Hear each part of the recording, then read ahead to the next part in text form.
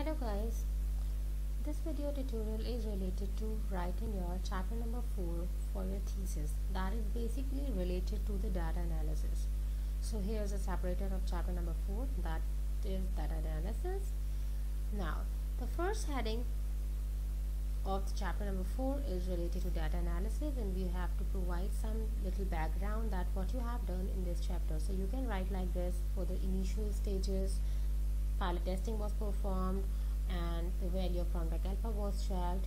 After this, the data was gathered from further respondents, and in total, let's suppose you gathered 300 responses on which you applied data screening process, and the remaining sample size remained, let's suppose, 290, and then you applied PLSM. So you have to just provide a little paragraph related to this along with the citations.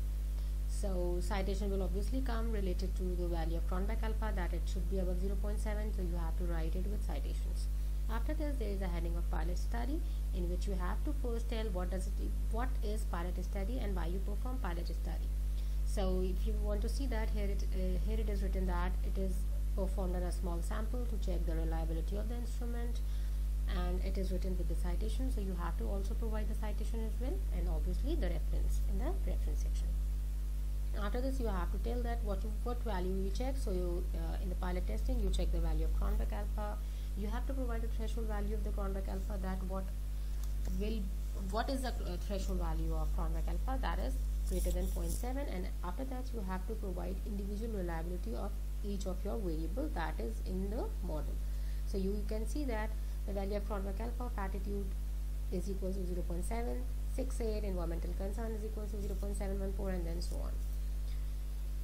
After this, there is a heading of data screening, in which you have to provide what does it mean by data screening, why you perform data screening, and after this you have to write each and every step you followed in the data screening. So in the first stage, you check the missing value, so you have to first provide the information related to the missing value. If there is no missing value, you have to clearly write it that there is no missing value in the data. After that, you perform the univariate outliers, and then you perform multivariate outliers. You have to write the process of performing univariate outlier, that you use the Z-score method for detecting univariate outlier, and the criteria is plus minus 3.29. And then for multivariate outliers, you use a method of Mahalanobis system, so you have to provide the name of the criteria, and after that you have to present the criteria that the probability value less than 0.001 was considered as a multivariate outliers, and after that you have to provide that how many outliers you detected and deleted from the sample. So you can see that after detecting the removal of the outliers, the sample 5 remains 2291. After this, there is a heading of demographic profile of the respondents, in which you have to provide that in the remaining sample, that is after the data screening, that is 291, how many were males and how many were females, and whatever you ask in the demographics, such as the favorite brand, number of age or education, whatever you ask, you have to provide the information related to that. There is also a video of detecting this or calculating this demographics in my channel. You can see the value, you can see the video related to demographic profile, that how you will calculate your demographics. So you have to make a table like this. If you want to see, you can see that the table could be or should be like this. You have to design this on Excel, and then you have to paste it over here. Table number 1, the name of the table is related to demographic profile of respondents, and whatever you ask in the demographics, you have to present like this: the frequency and the percentage. After this, there is a heading of construct validity, that is basically related to measurement model. So in the measurement model, you check the construct validity, you check the conversion validity, you check the discriminant validity. Construct validity was checked through outer loadings, that is also called the internal reliability, or the threshold value is 0.70. The value that is greater than 0.70 is for that particular loading, you retain that particular loading. So in the construct validity, you have to first provide the definition, what does it mean by construct validity. After this, you have to provide the threshold value of the outer loading, that it should be greater than 0.708. After this, you just relate this that the values of the outer loadings are present in table number 2, and then you have to mention the heading of conversion validity. In the conversion validity, you have to first tell what does it mean by conversion validity, and then you have to provide that by how you assess conversion validity. So conversion validity assessed through the value of AVE, that should be greater than 0.5. The videos are related to conversion validity and discriminant validity is already on my channel. You can see how you assess conversion validity and discriminant validity. After this, there is the heading of discriminant validity. First, you have to tell what is discriminant validity, what are the criteria to assess discriminant validity, and then individually discuss each of the criteria. That is also available in my video related to discriminant validity. That how Fornell-Laka criteria assess, HTMT and cross-loadings are assessed, and then you have to write each and everything with citations. If you see, here are so many citations, Chin and Clark and Watson and similar like this. So after this, you have to provide a table like this, that this is related to HTMT, the above table is related to Fornell-Laka, and the last table is related to cross-loading. If I show you, here it is related to cross-loading. Okay, I want to show you one more thing, that after your conversion validity, you have to place a table in which you have to mention each and every variable. Let me show you example of this, that how you can make a table. So in that particular file there is no table. I'm just showing you how to make a table after conversion validity, in which you have to mention the values of Cronbach alpha, composite reliability and AVE, and the outer loadings as well, and then on those headings you have to just refer those like this. I'll show you.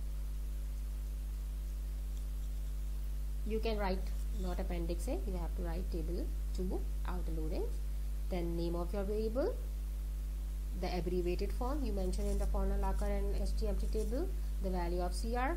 You can also write the value of Cronbach alpha here as well, because you can get the Cronbach alpha value as well in the measurement model, and the value of AVE. Then your items, let's suppose this is 81, so you have to write the whole statement of 81, not 81. Okay, and if you delete some values, so you can just write deleted over here. Let's suppose if this item was deleted from by running through on measurement model, so you can write deleted over here. So here is a value, and then you have to write adapted sources like this. So first you have to design this table on Excel, and then you can paste it after conversion validity, and you can write table number 2 over here, and in conversion validity heading you can write like this, the values are present in table number 2. Similarly in construct validity, you can also write like this, that the values of outer loadings are present in table number 2. If you want to see, here it is written, table number 2 presents the outer loadings. Okay, so you have to make table like this. You have to place this table after conversion validity, and after that there is the heading of discriminant validity. You have to mention each and every criteria and then your table as well. So you can see that in the Fornell-Laka criteria there is an abbreviated form. So before proposing this abbreviated form, you have to mention these abbreviations in your this table. Attitude towards energy efficient appliances is written as AT. Alright, okay. After conversion validity, there is a heading of path analysis. This is run after performing the bootstrapping. So you can see the results of this in the output of bootstrapping, which you have already performed.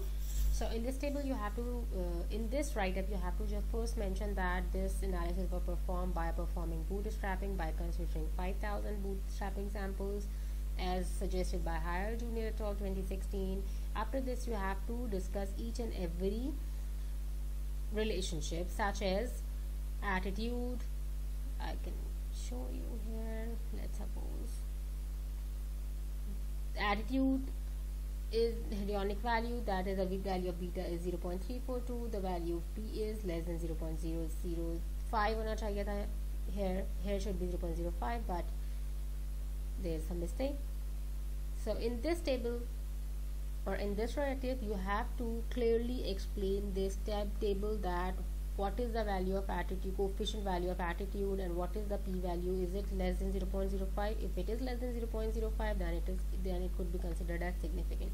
So you have to discuss each and every hypothesis over here. And after this,